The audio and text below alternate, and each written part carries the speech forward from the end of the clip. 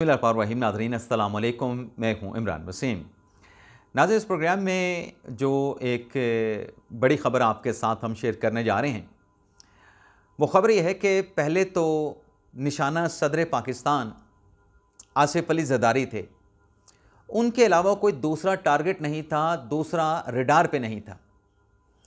लेकिन पिछले चंद घंटों में जो सुप्रीम कोर्ट ऑफ पाकिस्तान में चंद अहम डेवलपमेंट्स हुई हैं, जो कुछ अहम हैपनिंग्स हुई हैं, उन डेवलपमेंट्स के बाद अब टारगेट पे chief justice of Pakistan justice Yahya Afridi भी आ गए हैं।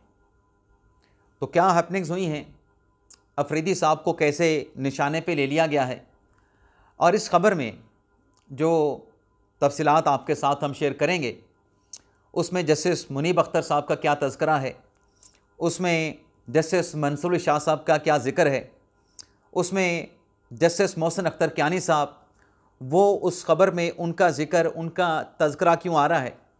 तो ये सारी डिटेल इस बड़ी ख़बर की आप नाज़रीन की खिदमत में पेश करेंगे। लेकिन सबसे पहले आपसे ये दरख्वास्त करेंगे कि चैनल को सब्सक्राइब कर लें, बेल आइकॉन का बटन प्रेस करें, वीडियो अगर पसंद आए तो इसे लाइक और शेयर ज़रूर करें। नाज़रीन, ये तो आप जानते हैं कि जो इस्लामाबाद हाई कोर्ट में 3 जजेस को ट्रांसफ़र पे लाया गया, जिसमें जस्टिस सरफराज डोगर साहब लाहौर हाई कोर्ट से, जस्टिस खादम हुसैन सोमरू साहब सिंध हाई कोर्ट से, और justice Mohammad Asif Balochistan high court से। अब इन तीनों जजेस के इस्लामाबाद हाई कोर्ट में तबादले के बाद जो 2 इशू सामने आए, उसमें इस्लामाबाद हाई कोर्ट के 5 जजेस की जानिब से एक तो ये पॉइंट लिया गया, ये नुक्ता उठाया गया कि इन जजेस को इस्लामाबाद हाई कोर्ट में आने के बाद हल्फ उठाना चाहिए था। दूसरा, उन्होंने नुक्ता ये लिया, उनकी दलील ये थी कि इनकी सीनियरिटी जो है वो डिटरमिन नहीं की जानी थी, बल्कि ये इस्लामाबाद हाई कोर्ट में जूनियर जज के तौर पर ट्रीट होने चाहिए थे। लेकिन उनकी इन बात को, इस दलील को जो है वो रद्द कर दिया गया उनके अपने हाई कोर्ट के चीफ जस्टिस आमिर फ़ारूक की तरफ से, जिस पर उन्होंने सुप्रीम कोर्ट ऑफ पाकिस्तान में एक पटिशन दायर की, जिस पर कल जस्टिस मोहम्मद अली मज़हर की सरबराही में 5 रुकनी बेंच जो है वो बड़ी अहम समाअत करने जा रहा है।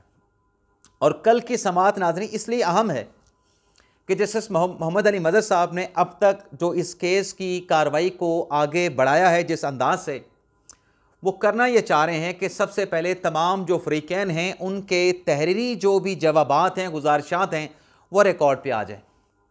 अब उसमें रजिस्ट्रार सुप्रीम कोर्ट का, सिंध हाई कोर्ट का, लाहौर हाई कोर्ट का, इस्लामाबाद हाई कोर्ट का जवाब भी आ चुका है, फेडरेशन का जवाब भी आ चुका है, और मुतलका फ़रीक़ैन के जो रिटन स्टेटमेंट हैं, जो मुतलका डॉक्यूमेंट्स हैं, वो भी जमा करवाए जा चुके हैं। लेकिन आज एक और डेवलपमेंट हुई है। पाकिस्तान तहरीक इंसाफ के रहनुमा जनाब हामिद खान साहब, जिन्होंने Lahore high court bar association की तरफ से तीनों जजेस के ट्रांसफ़र के ख़िलाफ़ दरख्वास्त दायर की थी, उस दरख्वास्त पर अभी तक बाकायदा तौर पे कार्रवाई का आगाज़ नहीं हुआ। लेकिन जो 5 जजेस इस्लामाबाद हाई कोर्ट की जो दरख्वास्त है, उसके साथ लाहौर हाई कोर्ट बार की दरख्वास्त भी क्लब है। लेकिन मोहम्मद अली मज़हर साहब ने कहा था कि लीडिंग जो एप्लीकेशन है वो इस्लामाबाद हाई कोर्ट के 5 जजेस की होगी जो मुतासरा फ़रीक हैं, बाकी दरख्वास्तों को भी हम देखेंगे। लेकिन आज नाज़रीन इस सिलसिले में हुआ ये है कि लाहौर हाई कोर्ट बार के जो वकील हैं हामिद खान साहब, उन्होंने कुछ एडिशनल ग्राउंड्स, एडिशनल गुजारिशात सुप्रीम कोर्ट ऑफ पाकिस्तान में जमा करवाई हैं, जिसे हामिद खान साहब का या लाहौर हाई कोर्ट का आफ्टर थाट भी कहा जा सकता है। अब उस तहरीरी जवाब में या इजाफी गुजारिशात में हामिद खान साहब ने और लाहौर हाई कोर्ट बार ने टारगेट किया है chief justice of Pakistan justice Yahya Afridi को।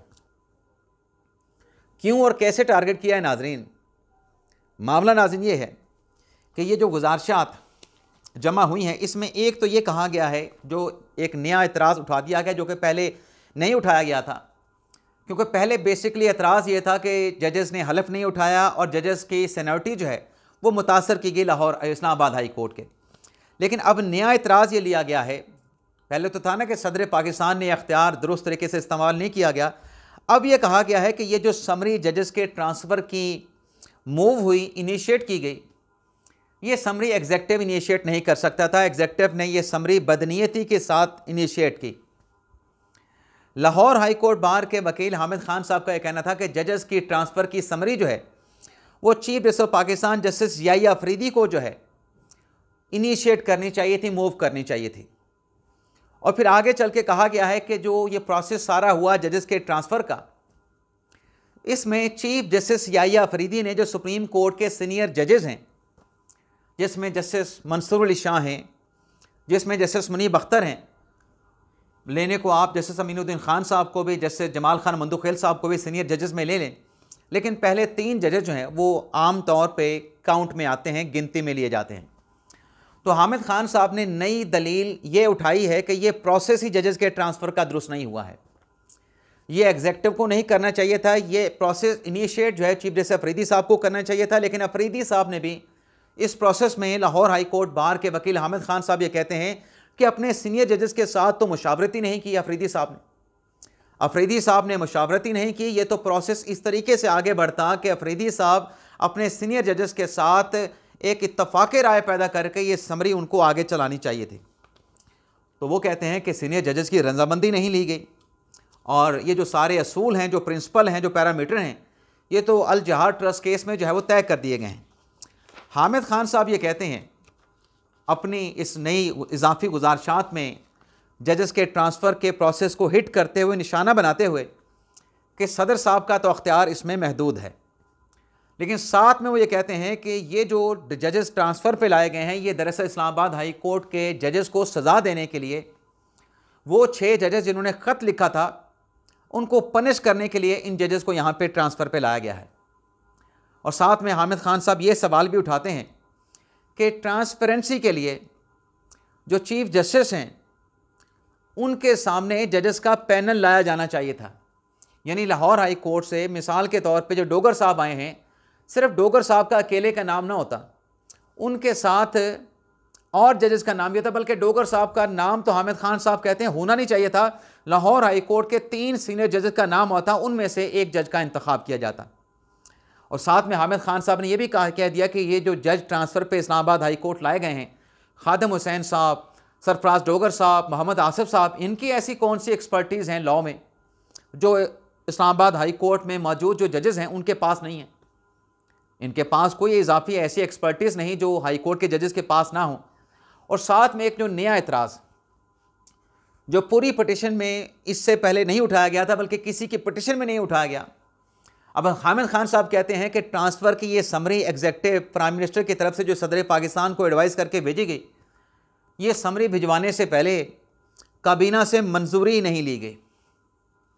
अब देखते हैं, लीडिंग जो एप्लीकेशन है वो इस्लामाबाद हाई कोर्ट के 5 जजेस की है, सुप्रीम कोर्ट ने डिक्लेयर कर दिया है। अब उसमें लाहौर हाई कोर्ट बार की तरफ से इजाफी गुजारिशात आना, इसे देखते हैं सुप्रीम कोर्ट के जो बेंच है 5 रुकनी, उसे किस तरह से ट्रीट करते हैं। अब इसमें निशाना याहिया अफरीदी साहब पे भी है, आपने प्रोसेस क्यों नहीं इनिशिएट किया, एग्जेक्टिव ने क्यों किया। अब जो आर्टिकल 200 है जजेस के ट्रांसफ़र के हवाले से, वो तो सदर के अख्तियार की बात करता है कि सदर जज को एक हाई कोर्ट से दूसरी हाई कोर्ट में ट्रांसफ़र कर सकता है, और सदर का सिर्फ इतना अख्तियार, सदर चीफ जस्टिस का सिर्फ इतना अख्तियार है या इतना उनका रोल है कि सदर साहब उनके साथ मुशावरत करेंगे।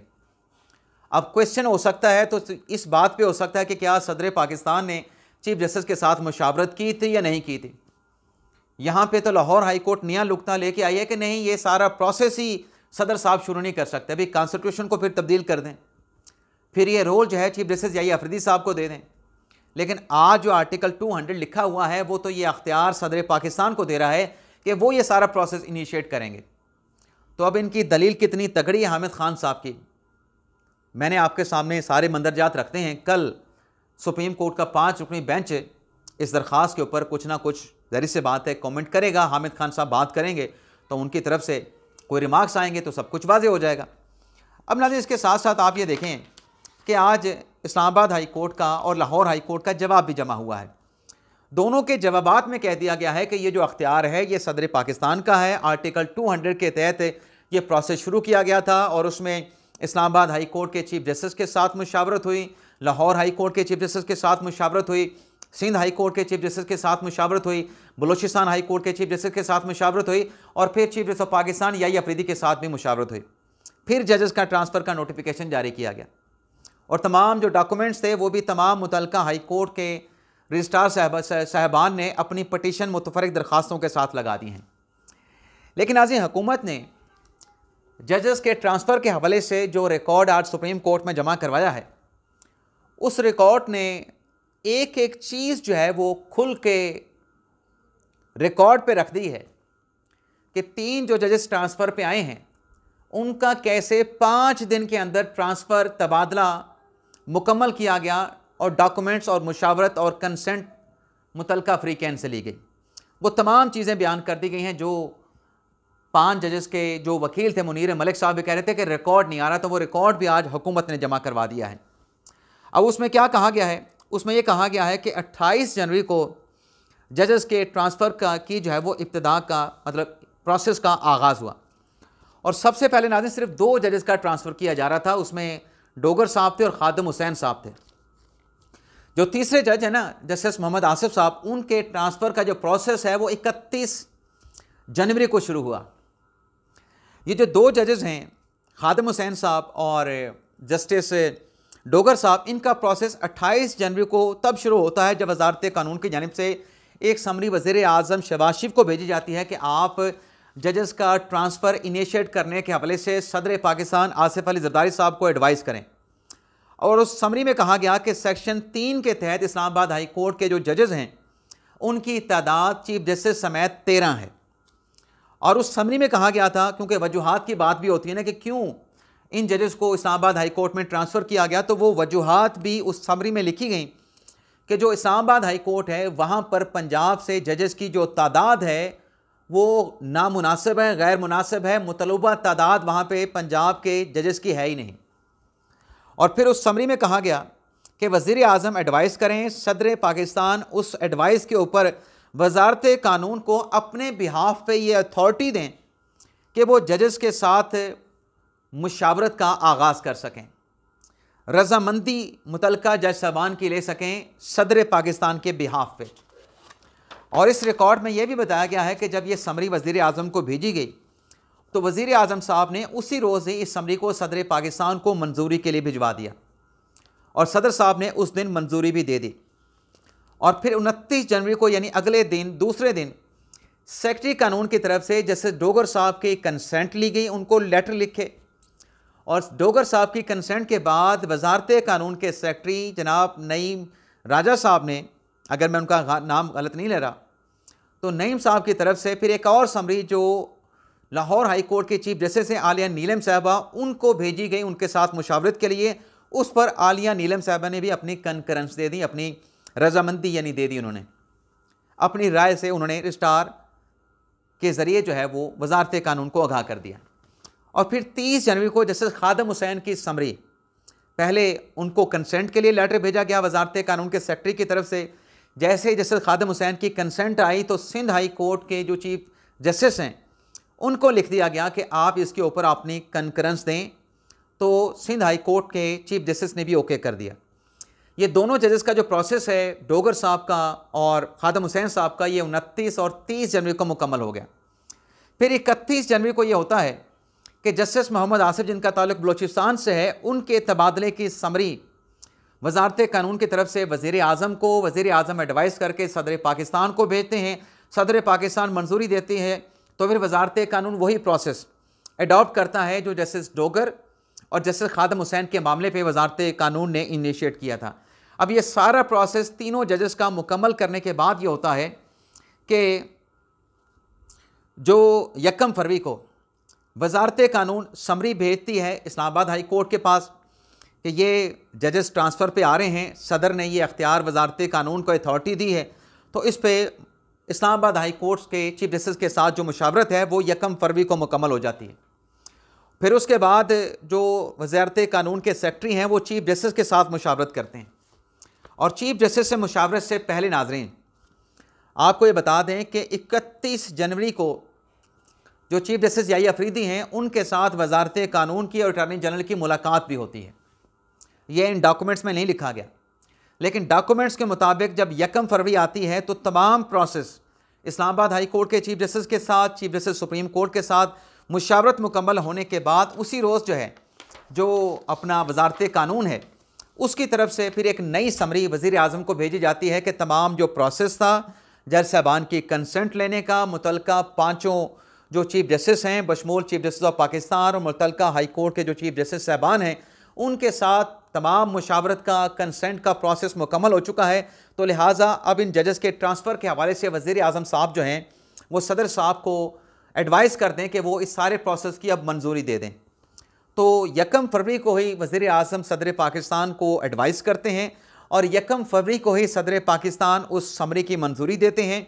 वज़ीर आज़म भी अपने सिग्नेचर के साथ एडवाइस सदर को भिजवाते हैं और सदर पाकिस्तान भी अपने सिग्नेचर के साथ वज़ीर आज़म की एडवाइस को एक्सेप्ट करते हैं, जिसके बाद वज़ारत कानून की जानिब से तीनों जजेस के ट्रांसफ़र का जो नोटिफिकेशन है वो जारी कर दिया जाता है और उससे अगले रोज़ तीनों जज साहबान जो हैं 2 फरवरी को आके इस्लामाबाद हाई कोर्ट में अपनी जिम्मेदारियों का चार्ज संभाल लेते हैं।